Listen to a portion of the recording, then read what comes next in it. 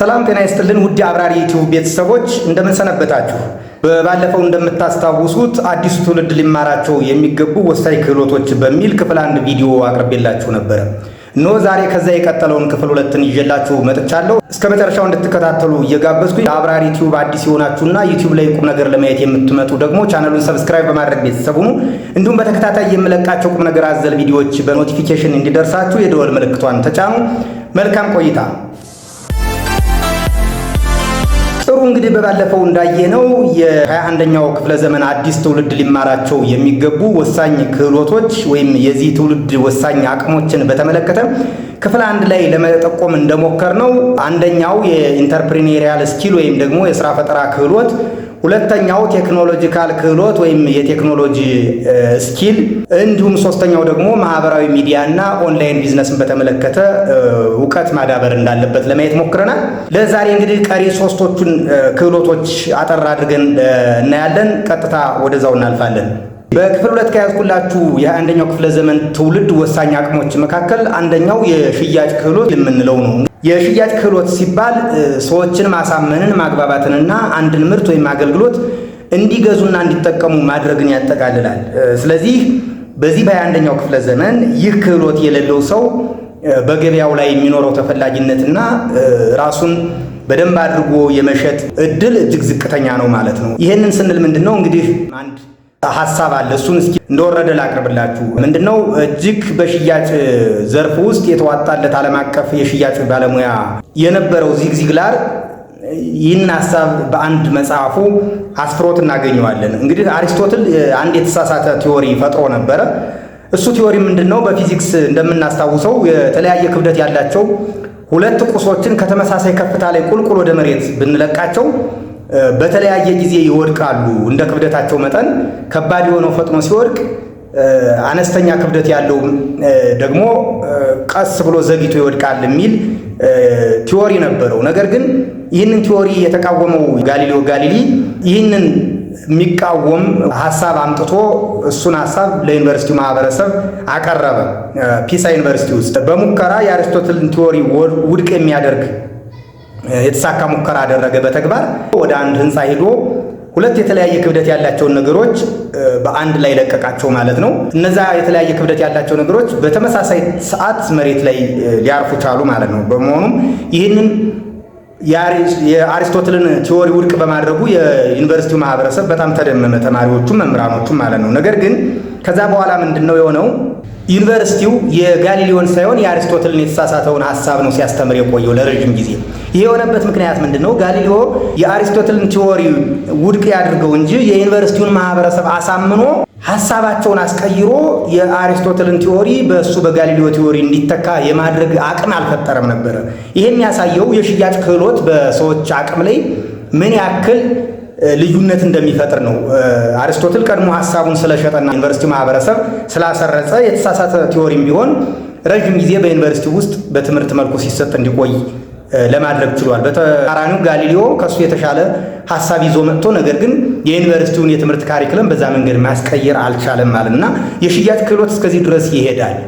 ምንም አቅም ቢኖረን ሰዎችን ማሳመን እስካልቻለ ድረስ፣ ምንም አቅም ቢኖረን ሰዎች የኛን አቅም ሊረዱት እስካልቻሉ ድረስ መሸጥ አንችልም። ጥሩ ምርት ይዘንም ስለዛ ምርት በቂ ገለጻ ማድረግ ካልቻል ምንም ነን ማለት ነው። ስለዚህ የሽያጭ ክህሎት በ21ኛው ክፍለ ዘመን እጅግ ወሳኝ የሆነ ክህሎት ነው። ልንማረው፣ ልናሳድገው፣ ልንኮተኩተው የሚገባ ክህሎት ነው ማለት ነው። እንግዲህ የተወሰኑትን ለማየት ያህል አንደኛው ይሄ ኒጎሽዬሽን ስኪል ወይም የፐርሱዌሽን ስኪል የምንለው ነው። ሰዎችን ኮንቪንስ ማድረግና ፐርሱዌድ ማድረግ ይለያያል። ኮንቪንስ ስናረጋቸው ሐሳባቸውን አምታታ ነው እንግዛ አንግዛ እያሉ እንዲወዛገቡ አደረግ ነው። ፐርሱዌድ ማድረግ ግን የመጨረሻው አግባብተን ውሳኔ ላይ እንዲደርሱ ወይም እንዲወስኑ ማስቻል ማለት ነው። ስለዚህ ኒጎሽዬሽን ስኪል የመጀመሪያው ወሳኙ አንድ የሽያጭ ክህሎቱን ለማዳበር የሚፈልግ ሰው ሊያዳብረው የሚገባ ክህሎት ነው። ሁለተኛው ኮሚኒኬሽን ስኪል ነው ወይም ሊስኒንግን ይጨምራል። በነገራችን ላይ ጥሩ የሽያጭ ባለሙያ ማለት ጥሩ ተናጋሪ ማለት አይደለም። ጥሩ የሽያጭ ባለሙያ ማለት ጥሩ አድማጭ፣ እንዲሁም ደግሞ ሰዎችን በደካማ ጎናቸው ሊያግዛቸው የሚፈልግ ወይም ማገዝ የሚችል ክህሎት ያለው ነው። ለምሳሌ ቤት አሻሻጭ ደላላዎችን አንድ ደንበኛ መጥቶ አይን የምፈልገው እንደዚህ አይነት ቤት ነው አቅሜ እስከዚህ ነው ሲላቸው ያንን ሰው ኮትኩተው የገንዘብ ችግር እንዳለበት ከተረዱ በዛ ችግሩ በኩል ሊረዱት ነው መሞከር ያለባቸው እንጂ ያንን ደካማ ጎኑን ተጠቅመው ያንን ደንበኛ መጉዳት አይደለም መሆን ያለበት። ስለዚህ በዛ ችግሩ ድክመቱ የገንዘብ እጥረት ከሆነ በሱ ሌቭል ሊመጥን የሚችል ነገር ግን ጥራቱ ደግሞ ሞዴሬት የሆነ ለምሳሌ ብሷቸው የሚሸጡ ሰዎችን በማፈላለግ ሊሆን ይችላል በአነስተኛና በተመጣጣኝ ዋጋ። እንዲሁም ደግሞ ለሱ የኑሮ ባህሪ ለሱ ተፈጥሮ አፎርድ የሚያደርጉ ቤቶችን በመፈለግ ለምሳሌ እሱ መንገድ ዳር ከሆነ ቤት መግዛት የሚፈልገው ወደ መንገዱ ቀረብ ያሉ ቤቶችን በመፈለግ ሊያግዙት ሊረዱት ይገባል ማለት ነው። ስለዚህ ኮሚኒኬሽን ስኪል ዋናው መናገር ብቻ ሳይሆን ማዳመጥም ጭምር ነው። አንድ የሽያጭ ባለሙያ አግባቢ ነው መሆን ያለበት። ቱ ጊቭ ኤ ጉድ አድቫይስ ኢን አድቫንስ ነው። ፐርሱዌሽን ደግሞ ሲተረጎም ቱ ጊቭ ኤ ጉድ አድቫይስ ኢን አድቫንስ፣ ቀድሞ የተሻለ ምክር ለነዛ ደንበኞች መስጠት። ዩ ዶንት ቴል ዜም በት ዩ አስክ ዜም ይላል እንግዲህ ዚግ ዚግላር። በጣም ዓለም አቀፍ በሽያጭ እስካሁን እሱን የሚወዳደር ሰው ያለ አይመስለኝም። እጅግ የተዋጣለት የሽያጭ ባለሙያ ነው ዚግ ዚግላር። እና ሰዎችን መንገር አይደለም ነገር ግን መጠየቅ ነው። ምን አይነት ነው የምትፈልገው ብለን ማግባባት። ስለዚህ በዛ በሚፈልገው መንገድ ሰርቪሱን ማቅረብ፣ በሚፈልገው መንገድ የሆነ ምርት ፈልገን ማቅረብ ማለት ነው። ይሄኛው ኮሚኒኬሽን ስኪል እስከዛ ድረስ ይሄዳል። እንግዲህ ፕሮስፔክቲንግ ስኪል መጀመሪያ ላይ መምጣት ያለበት ነው። ለዛ ለምንሸጠው ምርትና አገልግሎት አግባብነት ያላቸው ወይም ደግሞ ሊጠቀሙ የሚችሉ ሰዎችን ከመጀመሪያው ማደን ማለት ነው። ፕሮስፔክት ማለት ማጥመድ ነው። ሰዎቹን መመልመል፣ ሊስታውት አድርገን እነዛ ሰዎች የመለየት ስራ ማለት ነው። ፕሮስፔክቲንግ ስኪል እሱ ያስፈልገናል። ስለዚህ እሱን መማር አለብን።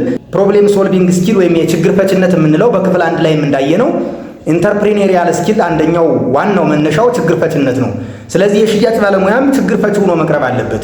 የደንበኞቹን ችግር መለየትና ያንን ችግር እንዴት ልቀርፍላቸው እችላለሁ፣ የትኛው ምርት የትኛው አገልግሎት ባመጣላቸው ያንን ችግራቸውን ይፈታል የሚል አስተሳሰብ ማዳበር መቻል አለበት ማለት ነው። ሌላኛው እንግዲህ ከሽያጭ ክህሎቶች ዋነኛው ተብሎ የሚታሰበው ፈርስት ኢምፕሬሽን ነው።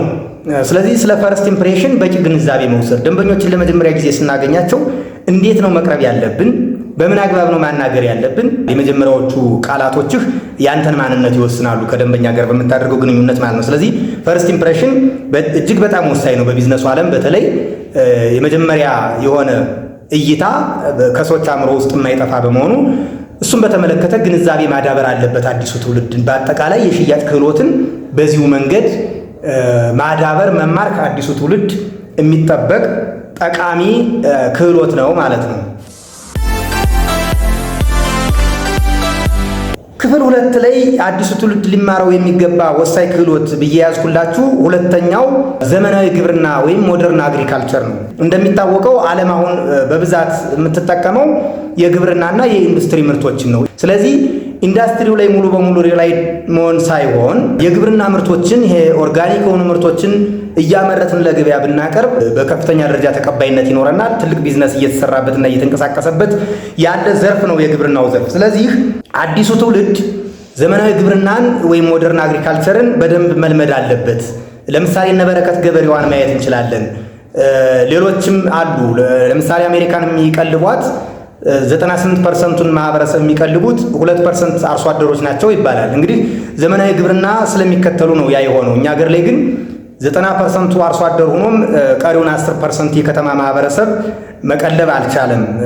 ለዛም ነው በውጭ ኢምፖርት በሚሆኑ ምርቶች ላይ ተወስነን ያለነው የሀገር ውስጥ ምርት ስላላደገ ነው፣ በተለይ በግብርናው ዘርፍ ማለት ነው። ዘመናዊ ግብርና በተለይም ገና ያልተነካ የተፈጥሮ ሀብት ባላት ኢትዮጵያ ውስጥ እጅግ አዋጭ ወደፊት የቢዝነስ መስክ ነው ተብሎ ይታመናል። ስለሆነም በወተትና በወተት ተዋጽኦዎች ዙሪያ ብንሰማራ፣ እሱ ላይ ክህሎታችን ብናዳብር፣ ለምሳሌ ወተትን ብናይ ከወተት ጀምሮ እርጎ፣ አይብ፣ አሬራ፣ ቅቤ ወዘተ የሚባሉ ምርቶች አሉ። ስለዚህ እነሱን ስለማቀናበር እነሱን በዘመናዊ መንገድ የማቀናበርና የመጠቀም በባህሪው ወተት ደግሞ ረጅም ጊዜ ስለማይቆይ ወተትን ረጅም ጊዜ ቆይቶ ጥቅም ላይ እንዲውል የማድረጊያ ስልቶችን ብንማር በእጅጉ ውጤታማ መሆን እንችላለን ማለት ነው። ለምን ወተት ብዙ ቦታ ላይ ተደራሽ አይደለም።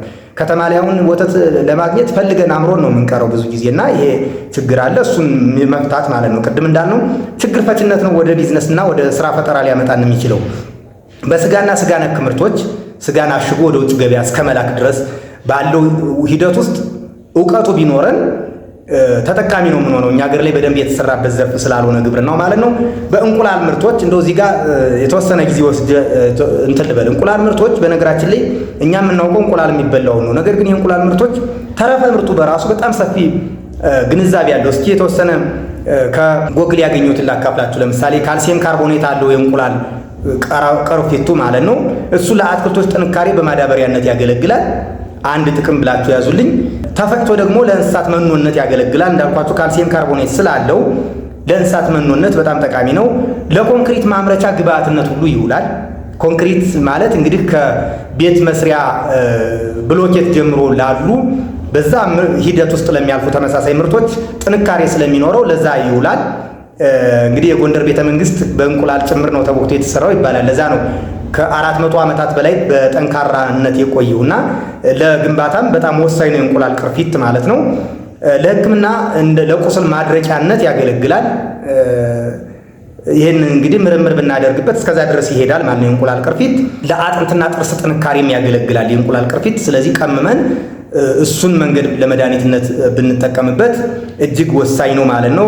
ሃይድሮዛይፓታይት የሚባል ንጥረ ነገር አለው በውስጡ ማለት ነው። ሃይድሮዛይፓታይት እንግዲህ ለአጥንትና ለጥርስ ጥንካሬ የሚጠቅመን በጥርሳችንና በአጥንታችን ውስጥ የሚገኝ ንጥረ ነገር ነው ማለት ነው። ስለዚህ እሱን በላቦራቶሪ ለማዘጋጀት እጅግ ወሳኝ ነው ማለት ነው። ተፈጭቶ ደግሞ ከዳቦ ጋር ሲጨመር ካልሲየም መጠንን ይጨምራልና ለልጆች የአጥንት ጥንካሬ እጅግ ወሳኝ ነው ማለት ነው። እጅግ ወሳኝ ነው። ስለዚህ እነዚህን ነገሮች ለማግኘት እንግዲህ ዘመናዊ ግብርናን በደንብ መያዝ መቻል አለብን። ከዛ ውጭ ደግሞ የዶሮ እርባታን ብንወስድ የዶሮ ጽዳጅ ወይም ኩሱ ተጠራቅሞ ለማዳበሪያነት እጅግ በጣም ወሳኝ ነው ማለት ነው። ስለዚህ ለሌሎች የግብርና ምርቶችም ወሳኝ ነው ማለት ነው የዶሮ እርባታ። በማርና ሰም ምርቶች ላይ የራሳችን የሆነ ክህሎት ብናዳብር በደንና የደን ውጤቶች ልክ እንደ ጣንና ሙጫ፣ አትክልትና ፍራፍሬ የመሳሰሉትን የደን ልማት ላይ ብናለማ ብንማር ክህሎቱ ቢኖረን አሁን በቂ እውቀት ያላቸው አግሮኖሚስቶች አሉንም እኛ ሀገር ላይ። ስለዚህ አግሮኖሚ ብናጠና የደን ውጤቶችን እንዴት አድርገን ለቢዝነስ መጠቀም እንደምንችል መማር እንችላለን። በአሳ ሀብት ልማት አሳ እንግዲህ ወሳኝ የሆነ የምግብ ይዘት ያለው እንስሳ ነው። ነገር ግን እሱን እንዴት አላለማንም አልተጠቀምንበትም ማለት ነው። በዘር ብዜትና ዘር ማሻሻል ልማት አሁን ነባር ዘሮችም እኛ ሀገር ላይ እየጠፉ ነው። ስለዚህ ነባር ዘሮችን አቅበን የማቆየት ቢዝነስ ውስጥ ብንገባ እጅግ በቅርብ ጊዜ እነዚህ መጤ ዘሮቹ ምርታማነታቸው እየቀነሰና ለበሽታ ተጋላጭ እየሆኑ ስለሚሄዱ ነባሮቹ ዘሮች እጅግ ውጤታማ ናቸው ማለት ነው። በቆዳና ሌጦ ልማት የቆዳው ምርቶች ወደ ውጭ ሄደው እንደገና ፕሮሰሱ ነው የሚመጡና እነሱን በሀገር ውስጥ ፕሮሰስ የማድረግን እንትን ዘመናዊ ብናደርገው የጎጆ ኢንዱስትሪውን እጅግ ወሳኝ ነው ማለት ነው። ስለዚህ ዘመናዊ ግብርና ገና ያልተነካ ቀጣዩ ትውልድ ብዙ ሀብት ሊያፍስበት የሚችል አቅምና ክህሎት ስለሆነ እዛ ላይ ትውልዱ እንዲበረታ በዚሁ አጋጣሚ ለማሳሰብ እወዳለሁ። በጣም ጥሩ። ለክፍል 2 የ21ኛው ክፍለ ዘመን ትውልድ ሊማራቸው የሚገቡ ወሳኝ ክህሎቶችን በተመለከተ 3ኛው ላይና የመጨረሻው ላይ ደርሻለሁ። እንግዲህ ይሄኛው ፋይናንሻል ማኔጅመንት ክህሎት ነው ወይም የፋይናንስ አስተዳደር ክህሎት። ይሄ ፋይናንሻል ማኔጅመንት ስኪል ወይም የፋይናንስ አስተዳደር ክህሎት ስንል ገንዘብን በውጤታማነትና በምርታማነት መያዝና መጠቀምን ይመለከታል። ይህንን በተመለከተ ትውልዱ ሊያዳብረው የሚገባ ወሳኝ እውቀት እኛ እያለፍንበት ያለውን የገንዘብ አያያዝ ችግር በሚፈታ መንገድ ትውልዱን ይገነባል ብዬ አስባለሁ። በዚህም መሰረት ዋነኞቹ የፋይናንስ አስተዳደር ክህሎቶች ብለን የምናስባቸው 5 ያህሎቹን እዚህ ጋር ለመጥቀስ ያክል የመጀመሪያው በጀቲንግ ነው። ለገንዘብ እቅድ ማውጣት፣ ወጭን መመደብ፣ ኤክስፔንሶቻችን በየጊዜው በእቅድ መምራት ማለት ነው። መቆጣጠር፣ መቆጠብ እና ኢንቨስት ማድረግን ያካትታል። ስለዚህ አሎኬት ፋይናንሻል ሪሶርስስ ዋይዝሊ በጣም ወሳኝ የሆነ የ21ኛው ክፍለ ዘመን ትውልድ ሊያጠናውና ሊማረው ገና ከታች ጀምሮ እየገነባው ሊመጣ የሚገባ ክህሎት ነው ማለት ነው። ሁለተኛው ክህሎት ከዚሁ ከፋይናንሻል ማኔጅመንት ስኪል አንጻር ዴቢት ማኔጅመንት ነው። ይሄ ደግሞ ዕዳ እንዴት እናስተዳድራለን ነው። የዕዳ አስተዳደርን ውጤታማና ጤናማ ብድርን ወስዶ መጠቀም፣ ስለ ብድር አመላለስ ክህሎት ወይም የፕራዮሪታይዜሽን የምንለው ከትንሽ ብድር ጀምረን ቀስ እያልን ያሉብንን ዕዳዎች ስለማቃለል በተመለከተ ዴቢት ማኔጅመንት ስኪል ሌላኛው በፋይናንሻል ማኔጅመንት ስኪል ውስጥ ያለ ክህሎት ነው ማለት ነው። ሶስተኛው ኢንቨስቲንግ ነው።